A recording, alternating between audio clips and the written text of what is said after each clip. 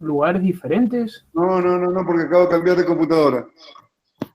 Claro, fíjate en la que no estás usando si está apagada, porque Ahora la acabo de parece que apagar. eso es Ahora la acabo de apagar. genial. Bueno, hoy vamos a tratar de resumir más que nada estos tres temas que son importantes, que lo sepan, y yo les voy a decir cuáles son las cosas que ustedes en realidad deben saber, porque farmacología es más para una residencia que para un pregrado. Entonces vamos a ir viendo algunas cosas rápidas que ustedes nadie se las puede preguntar, y yo les voy haciendo hincapié en lo que realmente quiero que ustedes sepan. Entonces, cuando hablamos de farmacología, el embarazo, igual que cualquier persona o embarazada o durante la lactancia, siempre va a sufrir un proceso infeccioso. Puede llegar a tener el hábito de algún tóxico o la ingesta de algún medicamento. Y lo que siempre tenemos que tener en cuenta es que tanto así pareciera banal, tanto una infección como un medicamento, como un tóxico, como el alcohol o el cigarrillo, no son inocuos para el feto. O sea que pueden actuar en forma negativa, tanto para la embarazada, tanto para el feto que lleva en su panza, como también el recién nacido. Y si uno se pone a hacer una historia clínica o a investigar a todas estas pacientes, yo le podría decir que de 9 cada 10, miren qué porcentaje altísimo, toman alguna medicación, ya sea durante el embarazo o fuera del embarazo. A nosotros lo que nos preocupa es cuando esa medicación la toman durante el embarazo y que no es medicada por un médico, sino porque a una vecina le dieron o porque a una amiga le dieron, entonces yo también lo tengo que tomar. O sea que son, en la mayoría de los casos, automedicadas. ¿Cuáles son los fármacos que más emplean no solo las embarazadas? Yo diría todos nosotros. Analgésicos, como el paracetamol, el tafirol, la dipirona como antipirético, los antibióticos, porque a una amiga le dieron un antibiótico para la infección urinaria, entonces ella también se cree con derecho a poder tomarla.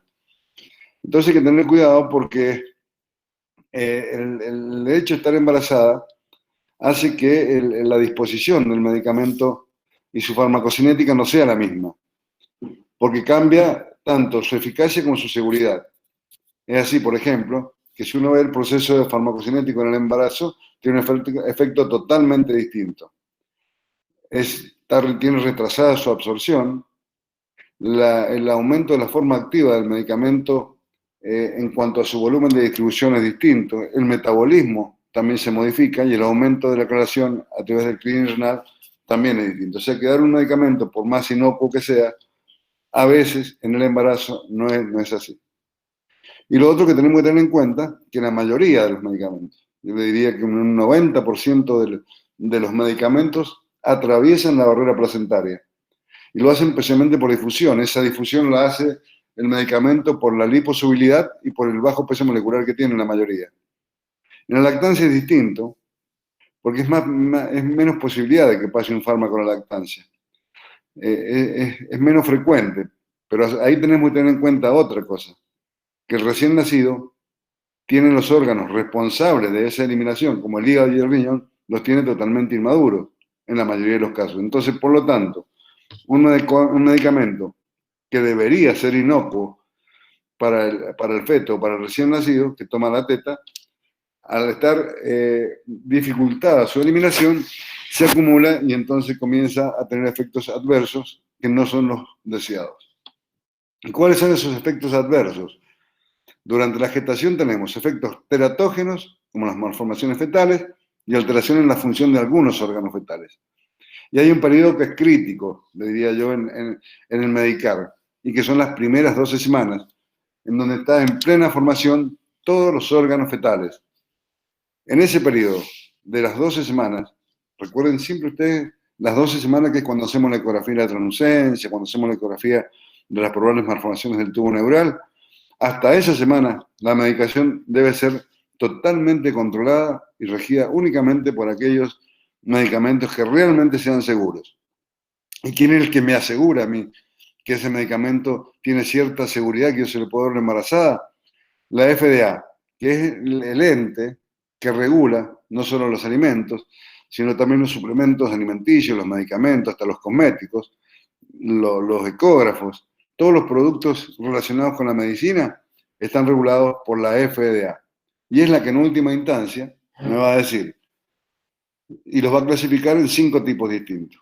Los de tipo A, los de tipo B, los de tipo C, D y X. En la medida que se va aumentando la no seguridad, llamémosle así, va descendiendo en esa escala. Por ejemplo, los que catalogan como categoría o tipo A son los que no han demostrado ningún tipo de riesgo, tanto la madre como el feto, y no han evidenciado durante esas 12 primeras semanas de gestación, ni después, alguna alteración durante el embarazo. Entonces son los medicamentos en los que yo puedo confiarme y los puedo usar. Después está el tipo B, en donde no se han descrito riesgos humanos, pero no existen estudios en embarazadas, porque el estudiar una embarazada no es tan fácil, porque exponer un embarazo para ver si tiene algún efecto teratogénico o no, los estudios realmente, todos los estudios que hay, no son realmente evidenciables y no pueden demostrar fehacientemente si un medicamento es inocuo para el embarazo o no. Por eso ustedes van a ver que en la mayoría de los prospectos van a decir, y en todos, así sean del tipo A, usar con precaución durante el embarazo. Entonces el tipo B lo puedo usar porque me da una relativa seguridad.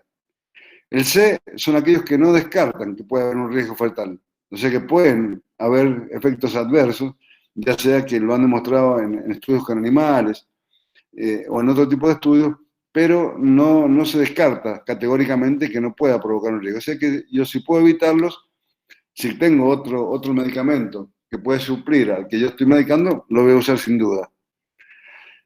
En los D es en donde existen riesgos fetales totalmente demostrados. Entonces son los que los tengo que usar si realmente es inevitable. Ya vamos a ver cuáles son esos que no me queda otra que poder usarlos. Pero yo voy a tratar de no usarlos. Pero si en determinado caso el riesgo de no usarlos sobrepasa los beneficios, y no me va a quedar otra que realmente tener que medicarlo. Y el X, el que está en rojo, realmente está contraindicado porque sí, se ha demostrado que causa efectos potenciales y ahí sí superan los riesgos a los beneficios, entonces son aquellos que están totalmente contraindicados. Con la lactancia pasa exactamente lo mismo. Lo divide en A, B, B asterisco y C, de acuerdo a la seguridad que nos brinde en una madre que está lactando. El A se pueden dar sin problemas, no han evidenciado riesgos para el lactante. El B se tiene que usar con precaución porque en determinadas dosis o de acuerdo a ciertas vías de administración estaría contraindicado. El B con asterisco son aquellos que tienen que tener precaución porque no se dispone de datos suficientes que me puedan dar la seguridad de poder usarlo. Y en el C realmente son aquellos que están contraindicados durante la lactancia. Después vamos a ver enseguida en el transcurso de la charla que hay algunos medicamentos que tienen vida media corta, vida media larga, y de acuerdo a esa vida media que tenga el medicamento, es que lo voy a poder usar o no la lactancia, dependiendo también mucho del momento de la lactancia. Entonces, lo que yo le decía recién, si uno ve cuántos trabajos científicos randomizados existen en el mundo, y existen muy poco, porque nadie se va a prestar a hacer un estudio ante una embarazada con un feto en su panza para ver si realmente es teratogénico o no. O sea que hay una limitación legal que es importante en cualquier estudio de investigación. Por eso es que en todos los medicamentos así usar precaución con el embarazo, porque no hay un dato fidedigno que me diga este medicamento es totalmente seguro y lo puedo usar con total seguridad. Eso no existe. Entonces yo tengo que tratar de en toda mujer en edad fértil considerarla que está embarazada. Antes de darle cualquier medicamento, yo, aunque esa mujer no esté embarazada, para mí esa mujer puede estar embarazada. Entonces tengo que prescribir fármacos que sean estrictamente necesarios. No usar medicamentos por usar, ni porque me parece, ni porque creo, sino prescribir únicamente los fármacos que son estrictamente necesarios. Y siempre utilizar la menor dosis que pueda y durante el menor tiempo posible. Porque siempre estos fármacos en algún lugar de su metabolismo o de su bioseguridad fallan, entonces pueden haber efectos adversos y nocivos en el feto. Entonces siempre, acuérdense en la diapositiva anterior, prescribir únicamente si es estrictamente necesario un medicamento utilizarlo en la menor dosis posible y en el menor tiempo posible. Y bueno, este es lo que yo le decía recién, en la lactancia tenemos fármacos de vida media corta. Entonces, al tener una vida media corta, ¿qué tengo que hacer? Decir a la paciente que se lo tome inmediatamente antes de que empiece a darle la teta o inmediatamente después. Cosa que en la próxima mamada del bebé, el medicamento ya haya desaparecido.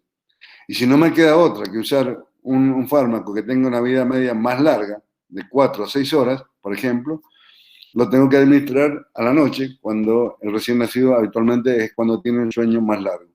O sea que yo voy a jugar en cuanto a la vida media del medicamento, si lo hago antes o después de cada mamada, o bien después cuando el bebé entra en el periodo de sueño que es el de la noche, que es el que habitualmente lo hacen con más largo. Entonces, ¿cuáles son los analgésicos antipiréticos? La fiebre, el dolor, la inflamación son todas patologías muy frecuentes.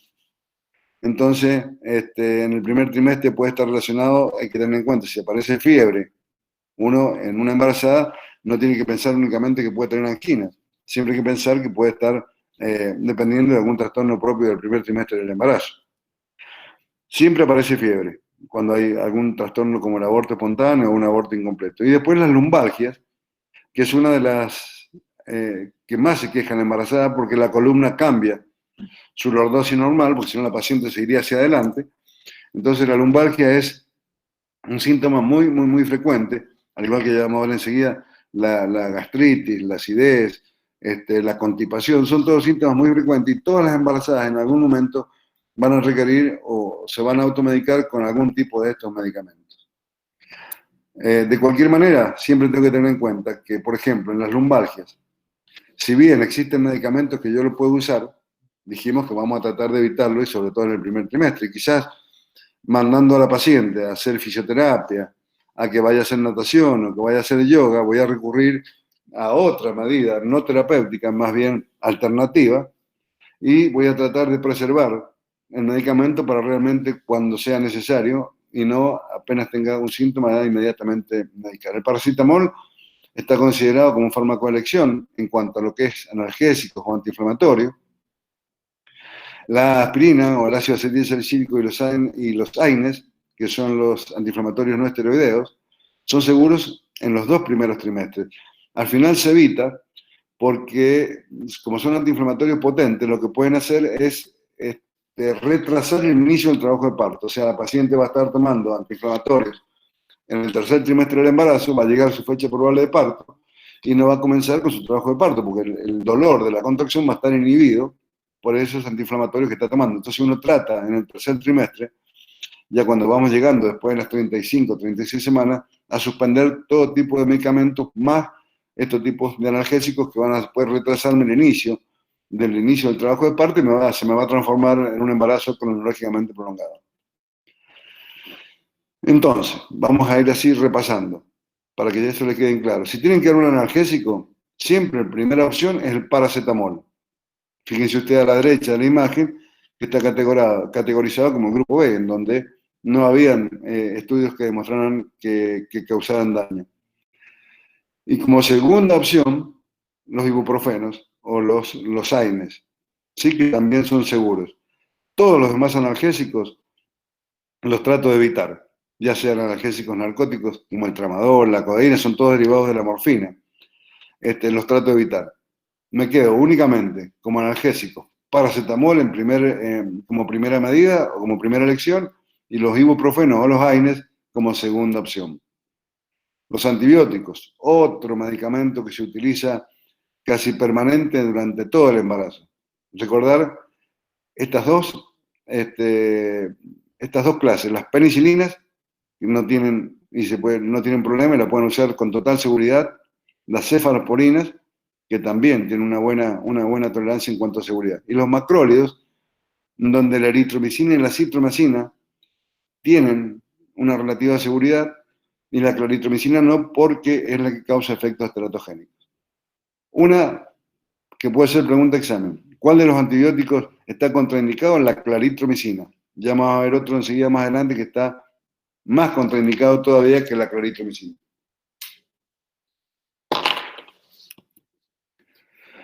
Los aminoglucósidos y las tetraciclinas son los que están más contraindicados. Las fluoroquinolonas casi prácticamente no las usamos, pero ustedes quédense con esto grabado. Los aminoglucósidos y las tetraciclinas. Estos totalmente contraindicados.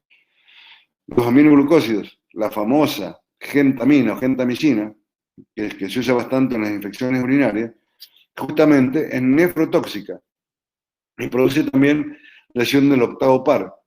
Entonces, en el feto causa un daño importante, por eso es que prácticamente no la usamos, a no ser de que la paciente tenga una pielonefritis con un shock séptico, en donde no me queda otra alternativa que usar una triple asociación. Quizás puedo usar ampicilina con aminoglucósidos, pero en realidad trato de no usarlo, sobre todo en los 2 primeros trimestres.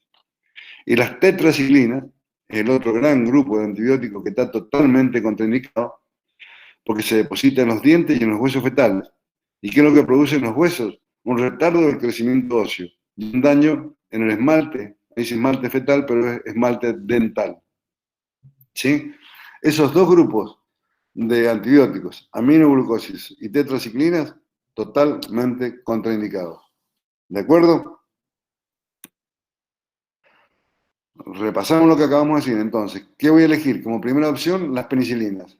Y dentro de las penicilinas, lógicamente que la amoxicilina es un derivado de la penicilina, o sea que también lo puedo usar sin problema. Todo lo que son la penicilina, la cloxacilina o la benzilpenicilina. Esas las puedo usar sin problema, igual que la cefalosporina.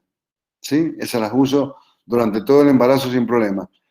Si tengo que variarla porque la paciente es alérgica a la penicilina, bueno, voy a usar un macrólido, ahí me inclino por la eritromicina o la acitromicina.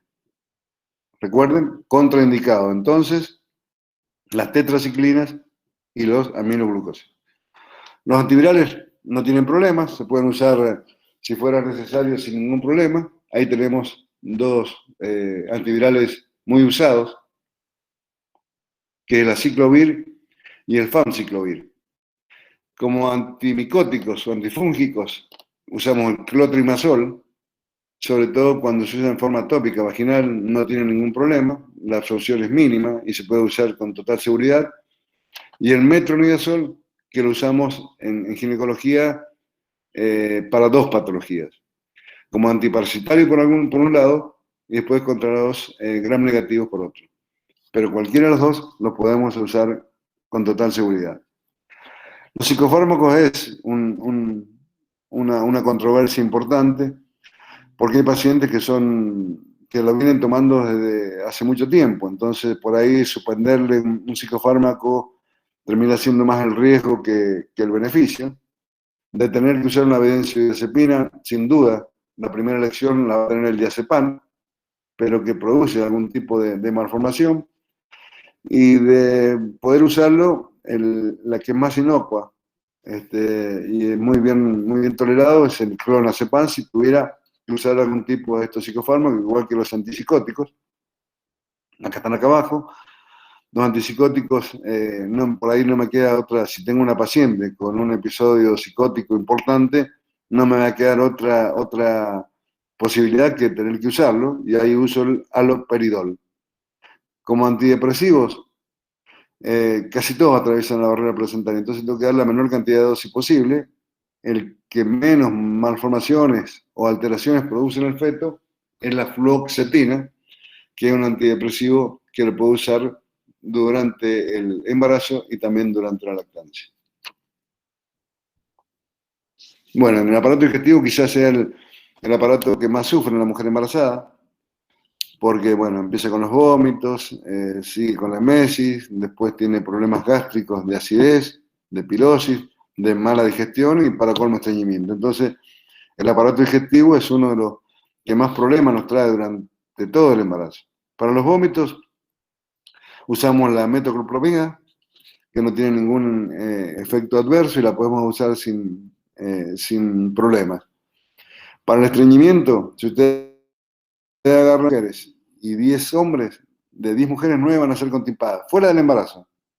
¿Por qué? Porque la hormona estrogénica produce el lentecimiento de la peristalsis intestinal. Entonces las mujeres, en su gran mayoría, padecen de estreñimiento durante toda su vida y eso se aumenta más durante el embarazo, en donde hay mayor cantidad de hormonas, sobre todo las hormonas placentarias. No se pueden dar laxantes como el aceite ricino, ni tampoco enemas, ni cosas extremadamente que vayan a tener una alteración intestinal importante y que me van a alterar después con contracciones uterinas. Ahí se usa la metilcelulosa o el plántago bata, que son como si dijéramos son fibras, que van a aumentar el grosor y el tamaño en el tránsito intestinal. Y no puede usar ningún otro tipo de irritantes intestinales. La pirosis y la acidez es otro síntoma importante porque las hormonas placentarias hacen que el pH del jugo gástrico sea más ácido. Esa es la explicación de por qué de 10 embarazadas, 8 o 9 tienen mayor acidez, porque después el estómago va cambiando su eje vertical, lo va haciendo más, se va horizontalizando, más paralelo, y entonces lógicamente que tenga más acidez y más regurgitación. Los antiácidos de primera elección son los antihistamínicos, sin duda, porque ya está demostrado que no causan ninguna alteración fetal. Y lo que sí ustedes tienen que saber, que acá aparece otro medicamento que es totalmente contraindicado en el embarazo, que es el misoprostol. Esa droga que se usa en la mayoría de las veces para hacer abortos, la droga es el misoprostol, que es una prostaglandina. Y hay medicamentos que traen un antiinflamatorio, como puede ser el diclofenac, que viene recubierto por una cápsula de misoprostol. Y eso causa hemorragias por un lado y abortos sin duda. Entonces, para la acidez, usamos un antiácido común como el Milanta, que es inocuo, y si la acidez es como para que tenga que medicarla de otra manera, uso los antihistamínicos H2, que no producen nada ni en el embarazo ni en la lactancia. De igual manera, los antihistamínicos, como antialérgicos, ya sean por una conjuntivitis, una urticaria, que es bastante frecuente en el prurito gestacional, que son pruritos que realmente causan realmente invalidez y a veces no pueden conciliar el sueño, entonces podemos usar un antihistamínico. En el asma bronquial también, por espasmo bronquial, puedo usar antihistamínicos en donde no voy a tener mayores problemas.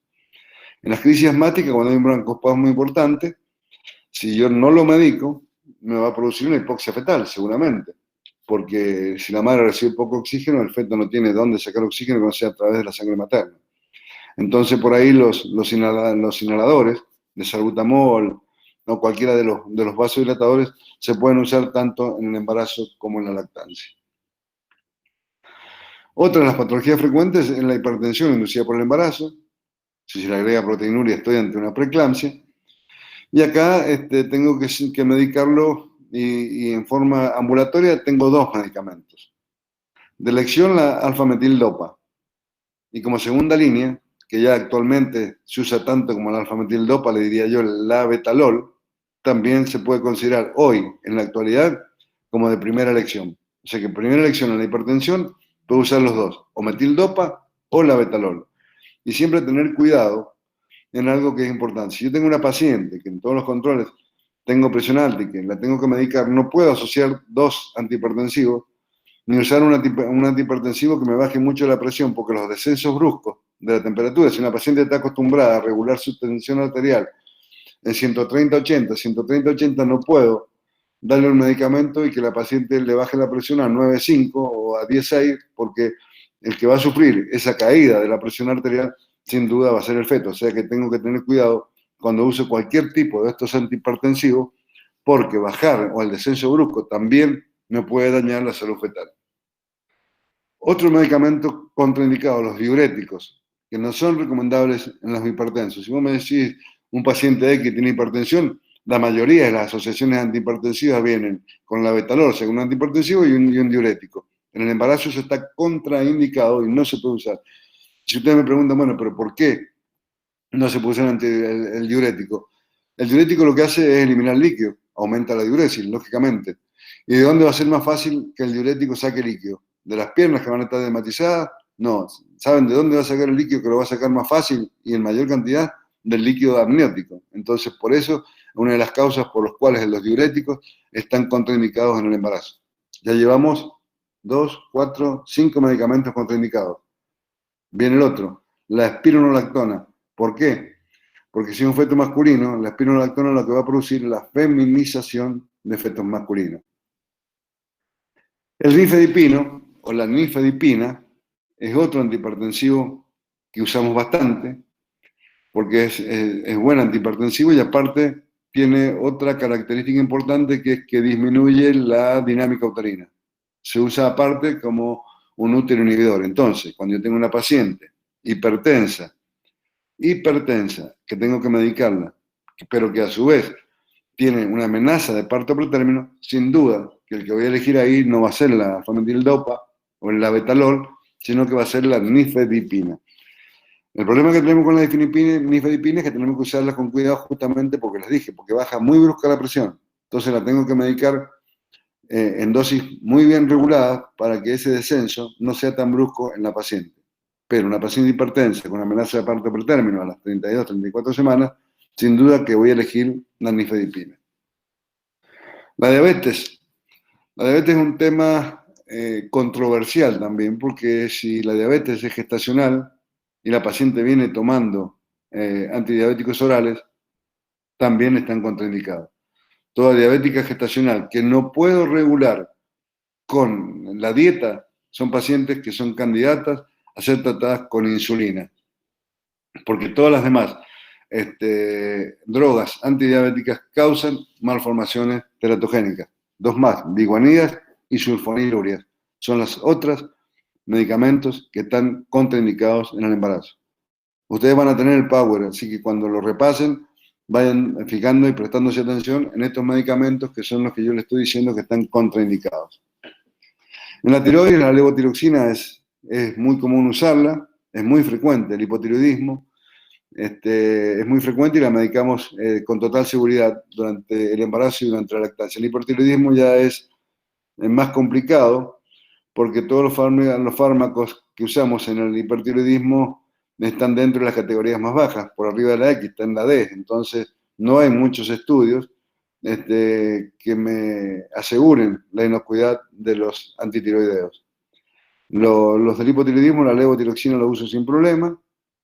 Y bueno, si tengo que usar y no me queda más remedio que usar algún medicamento en el hipertiroidismo, voy a tratar de suspenderlo, sobre todo en la segunda mitad del embarazo, en donde me puede causar las crisis realmente hipertiroides. Y durante la lactancia sí lo vuelvo a medicar de nuevo. O sea que lo suspendo únicamente en el último trimestre del embarazo. En epilepsia, si una paciente epiléptica, lógicamente que si yo pongo riesgo-beneficio, por más que sé que ese medicamento puede estar contraindicado, yo no me va a quedar otra opción, que no voy a poder sacarle el anticonvulsivante porque es una paciente que va a ser candidata a las convulsiones sin ninguna duda, o sea que lo tengo que dar en ese tipo de pacientes que son muy específicas, las pacientes epilépticas. Y siempre a la menor dosis que yo pueda, y siempre, cuando uso la carbamazepina como anticonvulsivante, tengo que administrar un folato porque causa depresión, como efecto secundario de los folatos. Entonces tengo que administrarle consecuentemente con la carbamazepina, agregarle un folato. Y se puede usar sin problemas durante la lactancia. Los suplementos que todo el mundo medicamos y bueno, que son vitaminas, que por ahí no tienen efecto adverso, pero hay que tener cuidado porque hay algunas de estos que parecen tan inofensivos, pueden producir en algún momento trastornos tanto en la madre como en el feto.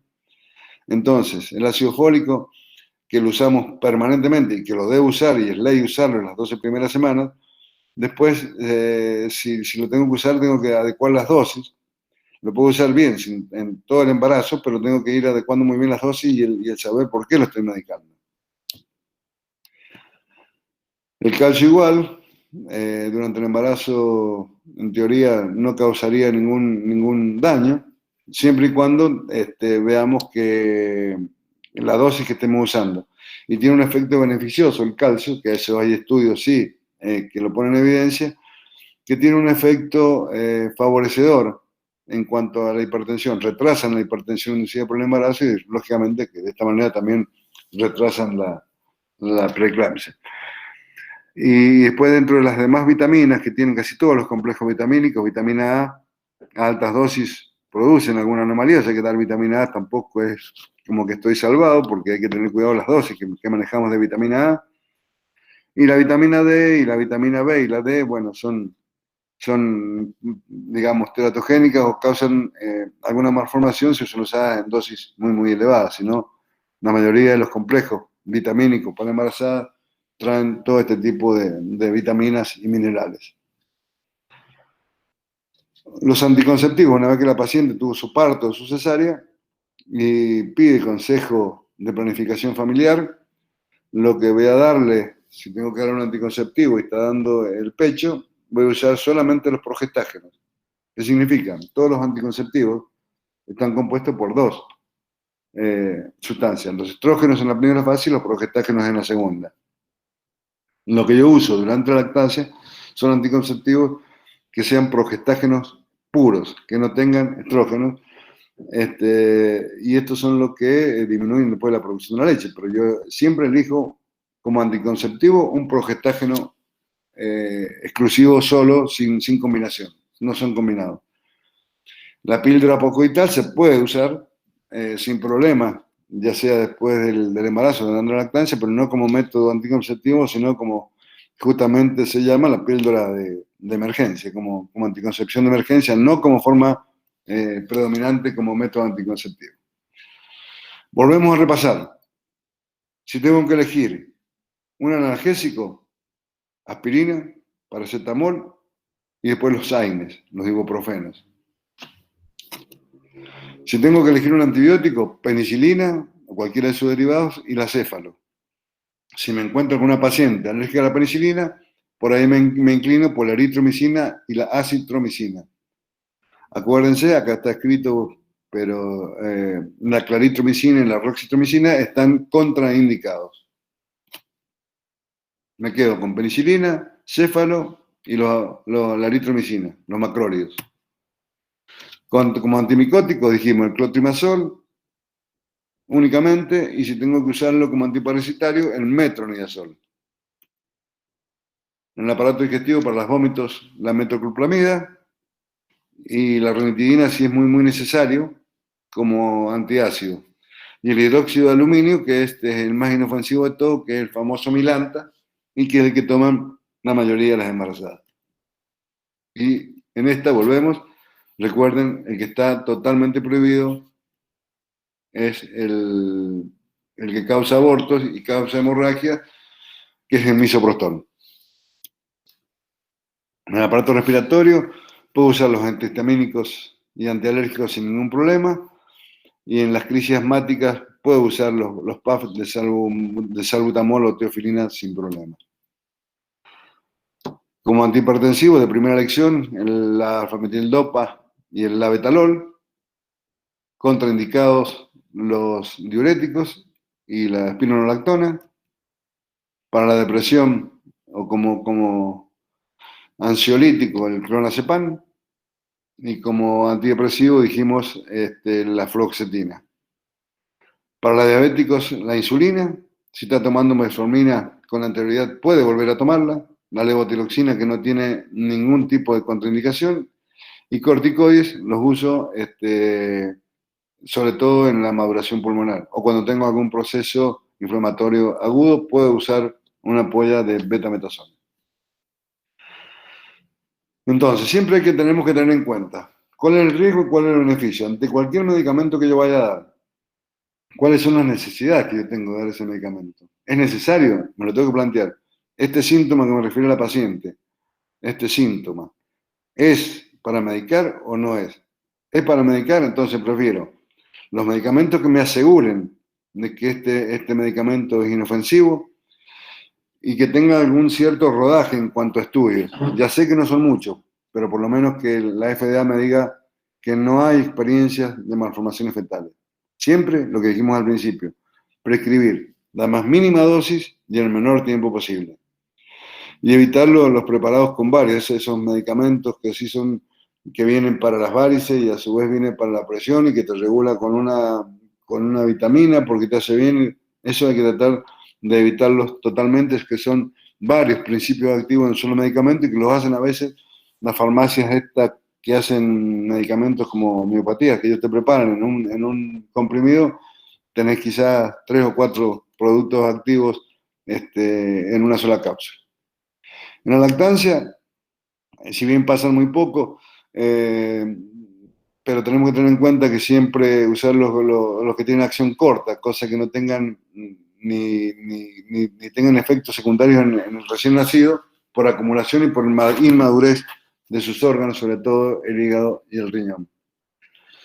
Y después tenemos las sustancias de consumo social, como el alcohol, que todo el mundo te dice, y sí, un vasito de cerveza me puedo tomar, un vasito de vino me puedo tomar, pero bueno, yo les diría que no, porque producen en todos, cualquier tipo de alcohol, producen un síndrome alcohólico fetal, que se caracteriza por algunas cosas que son evidenciables. Primero van a presentar una restricción del crecimiento intrauterino marcado.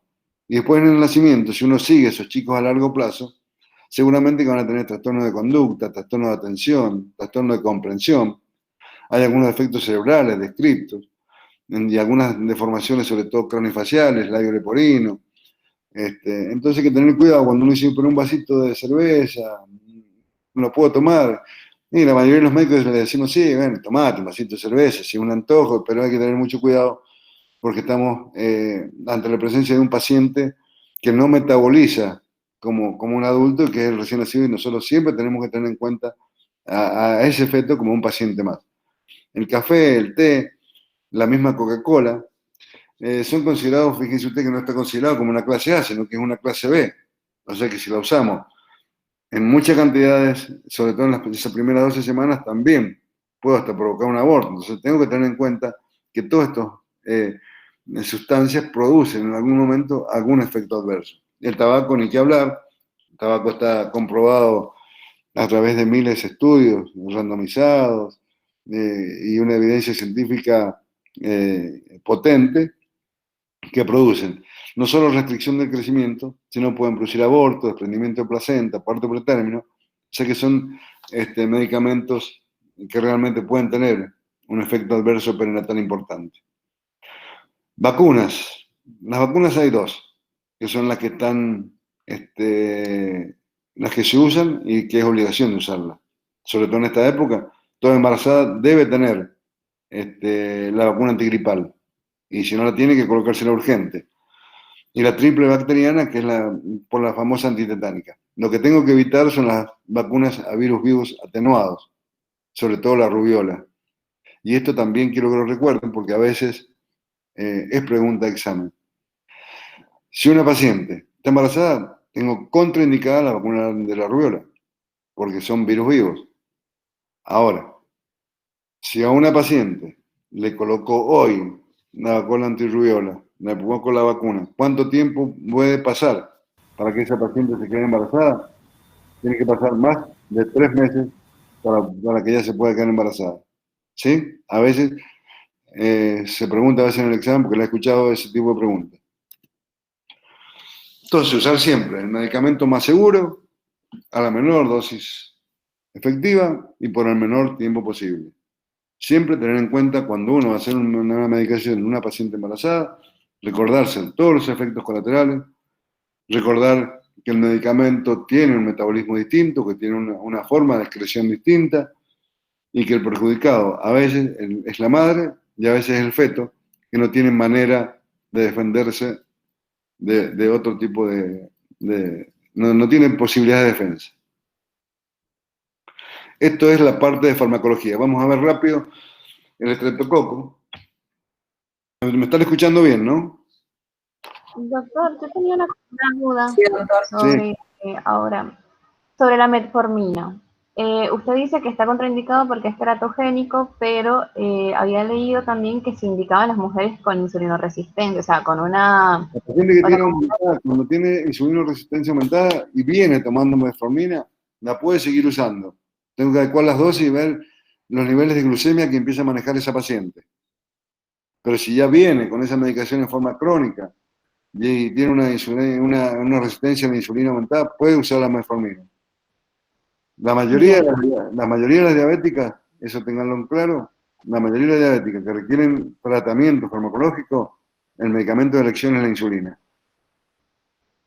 Bien, o sea que si ella está con metformina y controla durante el embarazo los valores normales, o sea, unos valores correctos, no le tengo que pasar insulina, sino que la dejo nada más con metformina.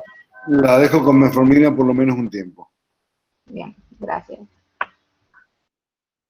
La otra enfermedad es el estreptococo del grupo B. ¿Qué es el estreptococo? Primero tenemos que, yo también acá les voy a resumir un poquito porque es una enfermedad que yo quiero que sepan 3 o 4 cosas, pero que las tienen que saber.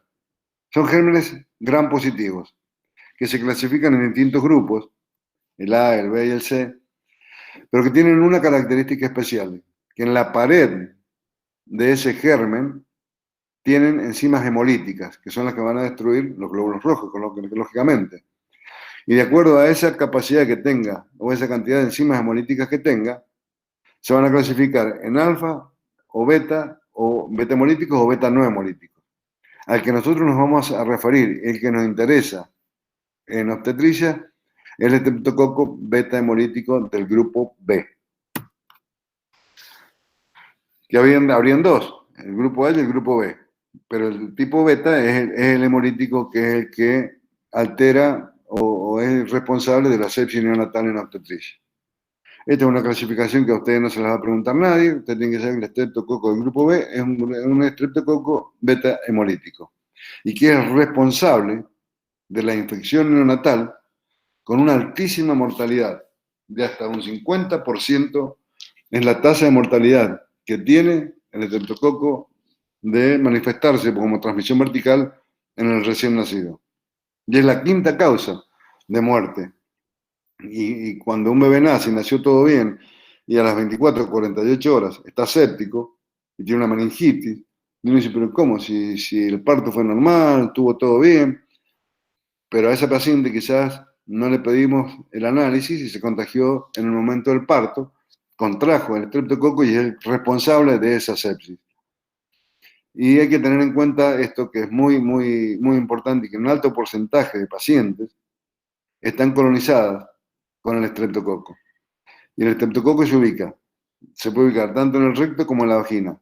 Si ustedes me preguntan cuál es el hábitat normal del estreptococo del grupo hemolítica, es el recto. Por eso ya vamos a ver cómo pedimos después el examen. Este es cuando aparece, tampoco se lo van a preguntar, cómo va descendiendo la curva de esa sepsis neonatal en la medida que empezamos a conocer al estreptococo y en la medida que empezamos a pedir el estudio, el hisopado para estreptococo, porque el tratamiento es muy fácil. Entonces la sepsis neonatal, lógicamente que tiene una tendencia a decaer y a desaparecer. Esto es lo que yo le decía. El estreptococo, el reservorio natural es el recto y se coloniza la vagina. Es inusual en la infancia, se vuelve más común en la adolescencia, sobre todo cuando empiezan a haber relaciones sexuales fundamentalmente. Y esto es importante, que el reservorio natural sea el recto y que colonice la vagina, porque cuando yo pida el examen o el hisopado, lo voy a pedir como un hisopado vaginal por este estreptococo grupo hemolítico, voy a pedir vaginal y rectal. Entonces, la transmisión es vertical, que es cuando nace el bebé a través del canal del parto, es donde se contagia por las membranas amnióticas que habitualmente están rotas, se rompen durante el trabajo de parto. Entonces, en el descenso del canal del parto, ese feto, lógicamente, que se va a infectar. Y es colonizado en ese momento en el trabajo de parto. La transmisión horizontal es más rara.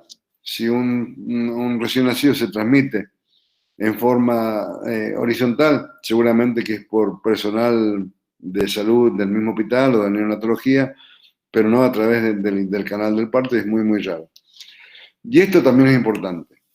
¿Cuáles son los factores de riesgo que tiene una paciente X de ser portadora de un estreptococo del grupo B? Primero, si la paciente me dice que ha tenido un recién nacido infectado en un parto anterior con estreptococo del grupo B, cuando se produce un parto prematuro por debajo de las 37 semanas de gestación, cuando tengo una paciente que lleva 18 horas de bolsa rota, cuando tiene una fiebre intraparto de 38 a 39 sin un foco que yo pueda especificarlo, tengo que pensar que puede ser portador de un estrepto, cuando tiene una corioamnionitis, cuando ha presentado en los análisis de rutina del embarazo y uno le ha pedido un urocultivo y el cultivo viene positivo y dice que ha encontrado el estrepto, esa paciente es portadora de un estrepto seguro, si le haga tratamiento o no, y tengo que hacer tratamiento durante el trabajo de parto. O cuando se aísla en el trabajo de parto actual, en ese cultivo o en ese hisopado, que yo le voy a pedir a las 34, 35 semanas. Entonces, todo este grupo de pacientes que vimos, paciente que ha tenido un recién nacido que me dice, mire, yo tuve estreptococo en uno de mis hijos, tuve un parto prematuro, tuve la bolsa rota 18 horas, tuve fiebre, le pedimos un análisis de orina y dio estreptococo. Todo ese grupo de pacientes, todo este grupo de factores de riesgo son las pacientes que yo voy a hacer la profilaxis para estreptococo del grupo B.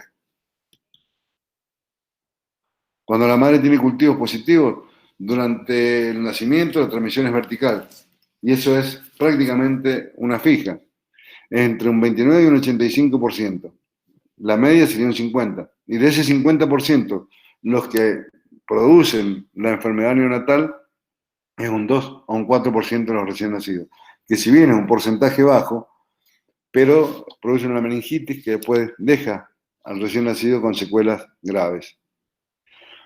Y esta es la colonización de que yo les hablaba, es intermitente. Por ahí uno si pidiera un análisis de un hisopado de vagina, capaz que me da negativo, y le pido uno de recto y me da positivo, o viceversa, porque van alternando los lugares. Entonces yo me cubro de la manera de pedirlo de los dos lugares, que sea vaginal y que sea perianal también. Entonces me va a decir cuál es la paciente a la cual yo le voy a hacer el tratamiento. ¿Cuándo se hace el hisopado? Otra pregunta de examen. ¿A qué edad gestacional usted pide el hisopado para la prevención del estreptococo del grupo B? 34 semanas.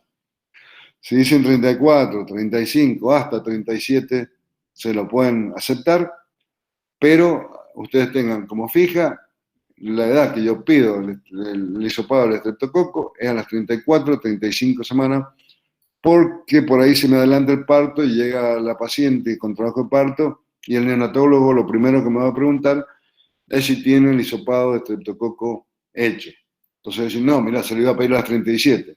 Error. Tengo que pedírselo a las 34, 35 semanas, porque eso me va a decir si yo le voy a hacer la profilaxia antibiótica o no. ¿Y cuáles son las que no, ni siquiera le voy a pedir el hisopado? Ni que le voy a hacer el tratamiento igual a aquella mujer que ha tenido bacteriurias por estreptococo durante ese embarazo. O sea, yo le pedí un cultivo a las 20 semanas y me dio positivo para estrepto, a esa paciente ni hace falta que yo le haga el hisopado. Directamente esa paciente va a ser también portadora de una profilaxis con antibióticos. O que me diga que ha tenido un recién nacido previo infectado por estreptococo, ya tengo el diagnóstico hecho. O sea que a esas pacientes es indudable que no me va a hacer falta hacerle el cultivo. Directamente le voy a hacer la profilaxis antibiótica como si realmente le hiciera. ¿Cómo hago la detección? A través de un cultivo selectivo.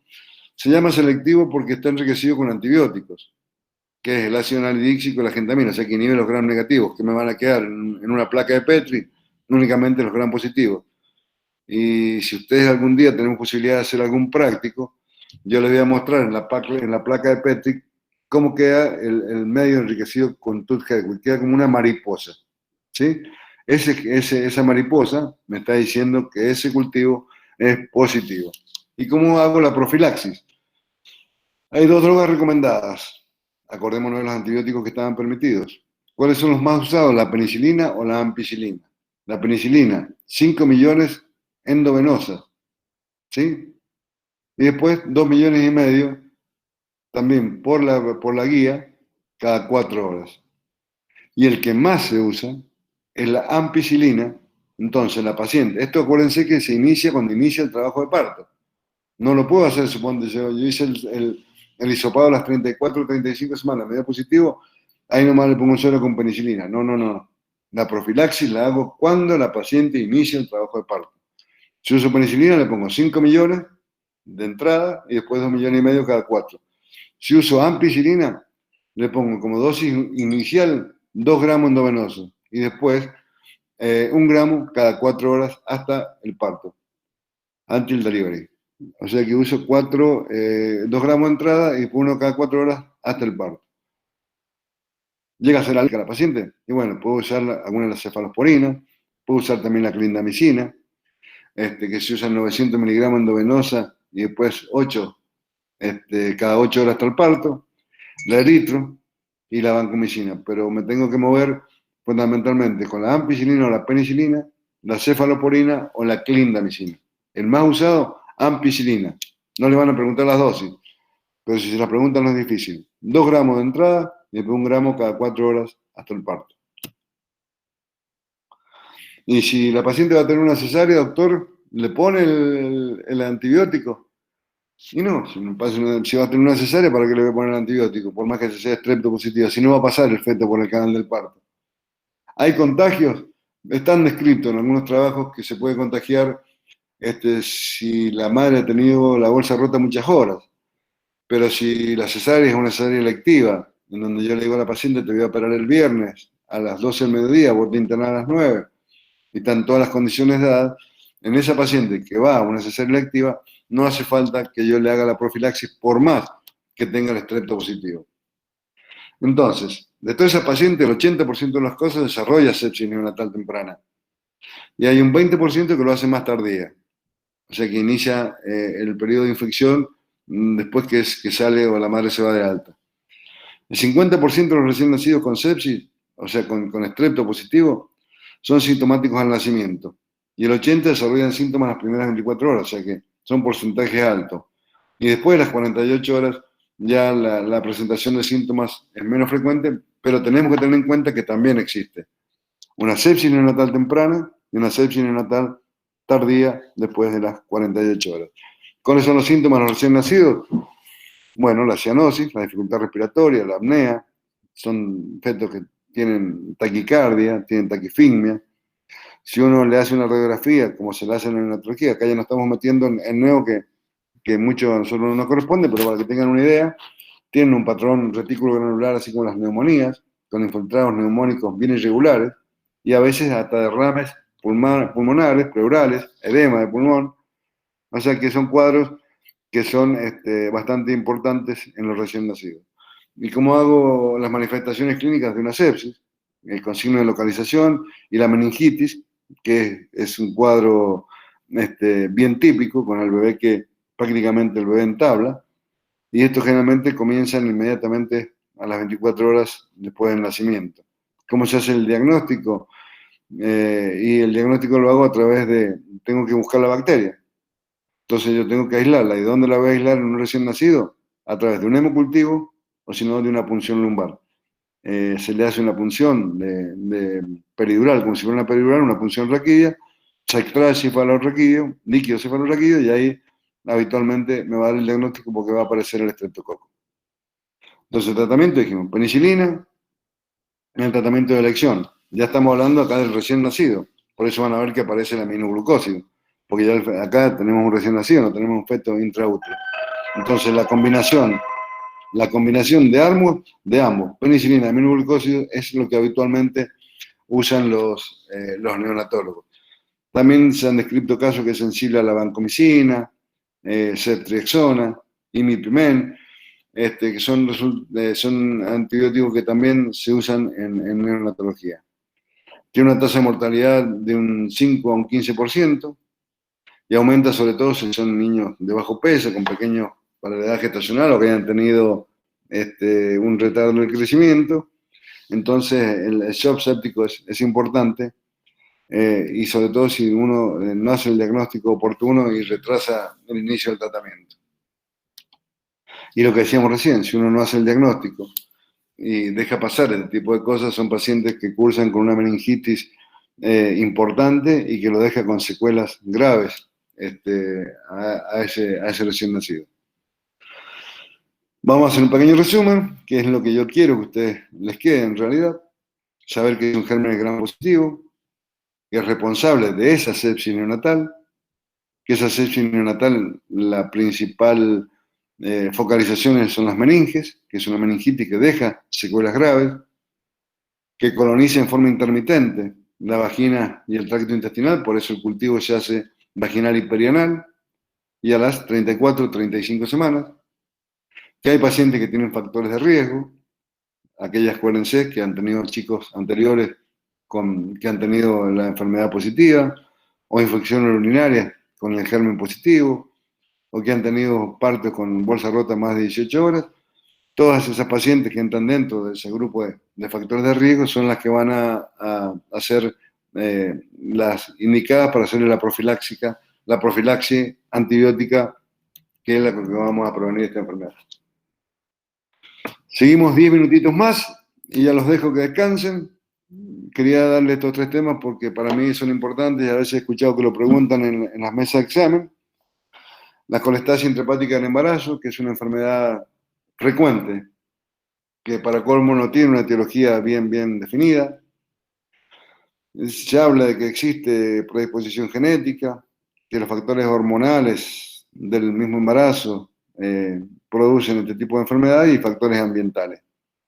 En la clínica hay 2 síntomas importantes, el prurito y la ictericia.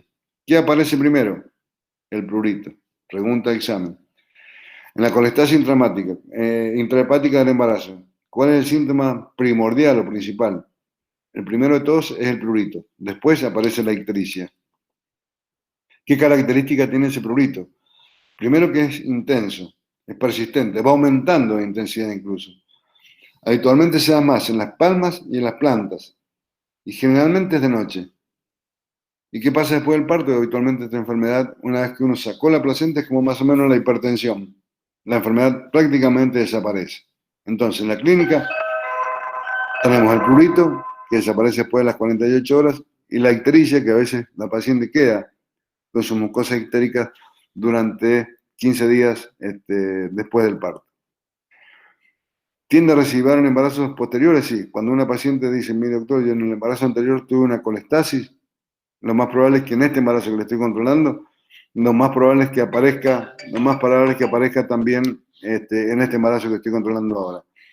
Y como a futuro de esa paciente, son pacientes que van a estar, que van a tener mayor predisposición a presentar litiasis biliar, fundamentalmente. La clínica, ¿quién las da fundamentalmente? Está dada por las sales biliares. Y son responsables estas sales biliares. Lo que hacen estas sales biliares es aumentar la contractilidad del útero y aumentan también la contractilidad del intestino. Entonces, tenemos mayor riesgo de prematuridad, chicos de bajo peso, mayor presencia de meconio y mayor hemorragia posparto. Y acá hay algo importante que también quiero que les quede, que son 2 cosas. Primero, las sales biliares producen mayor contractibilidad del útero. Entonces vamos a tener parto prematuro. Pero también vamos a tener meconio. ¿Y por qué es el meconio? Porque también las sales biliares producen mayor peristaltismo intestinal. Entonces por eso el recién nacido tiene meconio. Y a veces uno pregunta, el meconio, ¿ustedes se acuerdan por qué se producía el meconio? Era por sufrimiento fetal. El bebé es como cuando dicen las pacientes, hizo caca en la panza.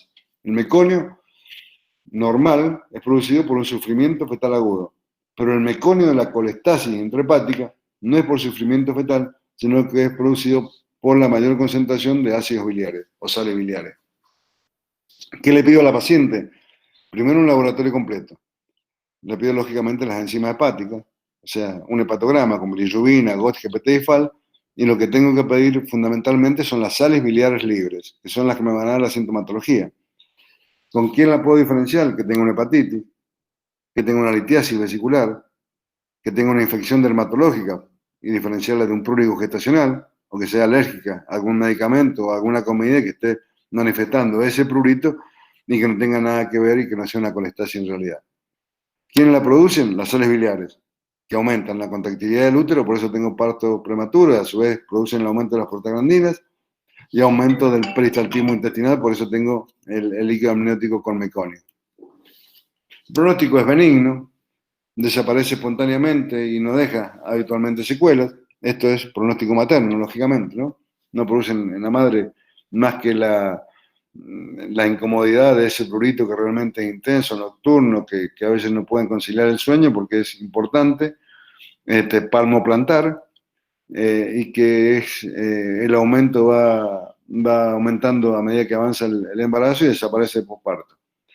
El pronóstico fetal ya es más complicado porque puede tener un feto prematuro de bajo peso y con la presencia de meconio en el líquido amniótico. El manejo, primero con controles semanales, tengo que hacer un monitoreo de los movimientos, monitoreo cardíaco, hacer un Doppler y ver el prurito y la ictericia si son realmente a través de una colestasis. El tratamiento fundamentalmente, si es sintomático, tal talco mentolado. Si la paciente está muy ansiosa, puede usar diazepam o clonazepam, como vimos al principio, pero el medicamento de elección para una colestasis intrahepática en embarazo es el ácido urso desoxicólico, que comercialmente se llama Solutrap. Tiene 300 miligramos o 450 y lo doy habitualmente 2 veces por día o 3 veces por día, de acuerdo a la sintomatología y a la intensidad del prurito. También pregunta de examen: ¿cuándo me va a marcar que hay un sufrimiento fetal y que yo tengo que interrumpir el embarazo? Y ahí las clasifico en dos a la colestasis. O sea, cuando no está histérica la paciente, o sea, cuando es una colestasis intrahepática que tiene solamente prurito, pero no está histérica, puedo llegar a la terminación del embarazo a las 38 semanas. Pero cuando la paciente está histérica, me está hablando de que los ácidos biliares en sangre son importantes, esa paciente habitualmente yo programo la interrupción del embarazo a las 36 semanas. Bueno, ahí terminamos la clase de hoy. Preparen los finales y el parcial del viernes. No sé si estas van a ser vacaciones realmente, porque con todo lo que hemos vivido y hemos aprendido en este año, de todas maneras para mí, les vuelvo a repetir, fue un gusto poder dictar la clase. Todos aprendimos esta nueva modalidad y todos fuimos aprendiendo a cómo teníamos que movernos en una plataforma virtual, a veces con errores, a veces con dificultades, alguien que sabe más, alguien que sabe menos, pero nunca duden de que, por lo menos de mi parte, le puse muchas ganas y para que todos ustedes pudieran tener la mayor cantidad de conocimiento posible. Hoy nos llegó una resolución de la facultad. Han modificado un poco la regularidad de los exámenes. Van a probar si rinden el final y aprueban. Después esa nota la van a, digamos, asociar con alguna nota si haremos en algún momento la parte práctica. Después mandaron también dentro de ese decreto de la universidad, para estar regular, tienen que rendir, o sea, tienen que tener el 75% de las actividades asistenciales. Yo por ahí, acá en la lista que me pasa de la plataforma virtual de las charlas, si bien las tengo, yo sé que hay muchos que no cumplen con el 75%. Nos piden eso, el 75% de los actos presenciales en todos los teóricos, la aprobación de los dos parciales. El que aprueba un solo parcial queda como no regular, y el que no aprueba los parciales y no tiene el 75% de la asistencia a las clases, realmente son los que tienen que recursar la materia. Espero que no sean ninguno de ustedes. Y vuelvo a repetirles, para mí fue un gusto enorme estar este año dictando a través de las páginas virtuales la cátedra.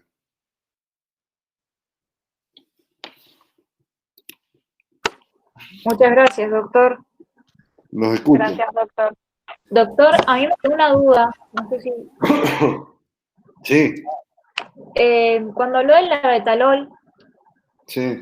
¿puede ser que esté indicado solo durante el primer trimestre del embarazo? Porque estuve leyendo algunos artículos y... Sí. ya No, que actualmente lo estamos usando durante todo el embarazo, porque hay muchos trabajos, si has leído, hay muchos trabajos que están respondiendo más al labetalol que a la alfa-metildopa. Es más, después del parto, hay pacientes que, estamos hablando de hipertensión, ¿no es cierto? Sí, sí. Hay pacientes que hacen una hipertensión en el puerperio, te pueden incluso dar una preeclampsia, una eclampsia puerperal. Y a veces la paciente se va a la casa actualmente con dos medicamentos, el labetalol por un lado, y si por ahí la presión tampoco la regulan los cardiólogos, a veces le dan labetalol con amlodipina y se van a la casa con esa asociación. Y otra duda que me había quedado, que usted habló del alcohol, del tabaco y las cafeínas. Sí. ¿El riesgo es igual durante la lactancia o no? No, es menor, es menor, es menor. Durante la lactancia, acuérdense lo que yo le dije, es menor la cantidad que pasa de tóxico o de medicamento. Salvo que vos me digas, es una paciente adicta y los dosajes en orina al recién nacido o en sangre le dan altísimos en cocaína. Bueno, ahí está contraindicada la lactancia, sin ningún lugar a duda, ¿no es cierto? Pero en cuanto al café y las demás cosas, a través de la lactancia es muy poco el porcentaje. De todas maneras, nosotros igual se lo prohibimos, porque justamente no sabemos qué metabolismo va a tener ese recién nacido para poder metabolizarlo. Y el cigarrillo, lógico, ¿no? Ni antes ni después. Bien, gracias. No, por nada, María Victoria. Doctor, le hago Sí. una consulta. ¿Cómo podemos saber la lista de la regularidad sobre la presencia en las clases? Y esa la tengo yo acá en todas las reuniones que hemos tenido.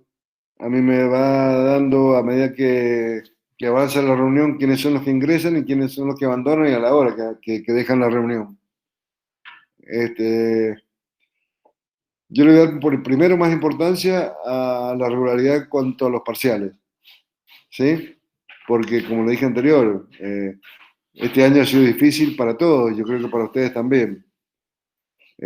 Quizás algunos por el trabajo o por ciertas razones personales, yo sé que hay muchos que trabajan, quizás no han podido estar en la totalidad de los teóricos, porque en total yo tengo una cifra, no sé la cifra que tienen ustedes, pero de alumnos en el cursado regular. Y el promedio de asistencia a los teóricos ronda en un 40, 50 alumnos por teórico, que yo sé que son más. Entonces, pero también comprendo que ha sido un año difícil. Entonces, primero voy a tener en cuenta la regularidad en cuanto a las notas de los parciales. Parciales y recuperatorios, ¿no? Porque el que rindió mal un parcial y después lo aprobó en el recuperatorio, está bien, lo aprobó. No influye para nada en su regularidad. Pero no puedo pasar por sobre tampoco los reglamentos de la universidad, ¿no? O sea, si piden los dos parciales para estar regulares, aprobados, en realidad antes se pedían dos porque había un tercero que era el práctico, pero ahora el práctico lo van a sumar a la nota del final. Entonces, por ahí es más equitativo. Gracias. Bueno, chicos, los dejo para que se vayan a estudiar. Nos vemos otra vez el viernes. Gracias, doctor. Otra consulta. Falta subir en la cátedra los PowerPoint de diabetes y de estado hipertensivo. Si los podría subir después. ¿Quién los dio esos? ¿Se recuerdan ustedes quién los dio? No, El de diabetes lo dio el doctor Camino, y el de hipertensivos lo dio la doctora Crespo, y también falta el de ruptura prematura de membranas, que lo dio Camino.